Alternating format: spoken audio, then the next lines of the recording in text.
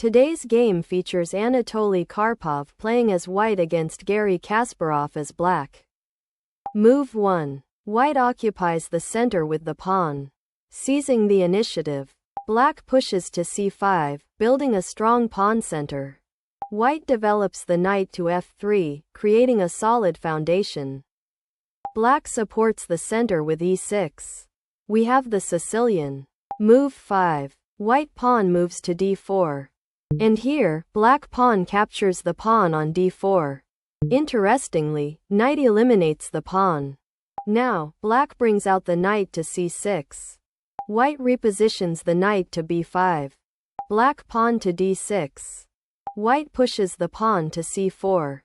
Black knight jumps to f6, activity on the kingside. So, places the knight on c3. Continuing, black advances on the flank. Move 15. White repositions the knight to a3. Black controls the center with d5. Gaining space. White takes the pawn with the pawn, preparing a pawn break. Black responds with pawn strikes, capturing the pawn. Now, takes the pawn with the pawn. Black maneuvers the knight to b4. Next, white bishop slides to e2. Black repositions the bishop, creating tactical complications. White plays short castle. Black castles kingside. Move 25. White deploys the bishop to f3. Black repositions the bishop for better activity. White deploys the bishop to g5. Continuing, rook swings to e8. White repositions the queen to d2. Black advances to b5. White brings the rook into play. Black plays repositions the knight to d3. White responds with repositions the knight to b1. An inaccuracy. Black advances the pawn. On move 35, white improves the bishop's scope. And here, black pawn to b4. White knight jumps to a4. It's black's turn. Bishop slides to d6. White improves the bishop's scope. Black now plays brings the rook into play. Interestingly, white pushes to b3. So, advances the pawn. White takes the bishop with the bishop. Next, black queen eliminates the bishop. We're at move 45.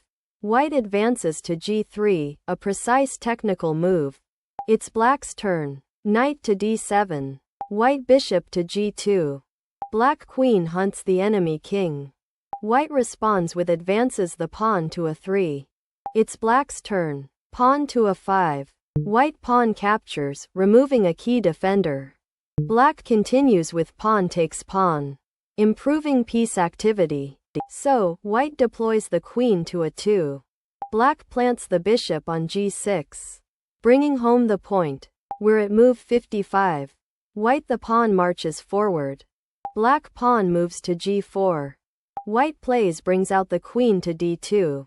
Black responds with king moves to g7, executing the plan. White pawn moves to f3. So, black boldly takes pawn with the queen. The endgame unfolds. White pawn takes pawn. Black centralizes the queen. And that's check. And here, white the king becomes active. The king becomes active. Black knight to f6. We're at move 65. White deploys the rook to f4. Black plays maneuvers the knight to e4. Continuing, white queen takes knight, a sacrifice. Black develops the knight to f2, checking the exposed king. Bringing the pieces to ideal squares. White rook takes knight, a candidate move worth considering. Black bishop removes the queen. Next, white repositions the rook. It's black's turn. Queen moves to e3. White rook captures bishop, offering material. The technique is impeccable. So, rook to c1. We're at move 75. White knight to b2. What a blunder. So, queen to f2. Good. Next, develops the knight to d2, a blunder. Now, rook snaps off the rook, the end is near. Forced mate in 3. And check. Forcing a response. White knight takes the rook. Black brings the rook to e1, and there's no defense. Mate in 2. And that's check. Anatoly Karpov resigns. Garry Kasparov wins the game.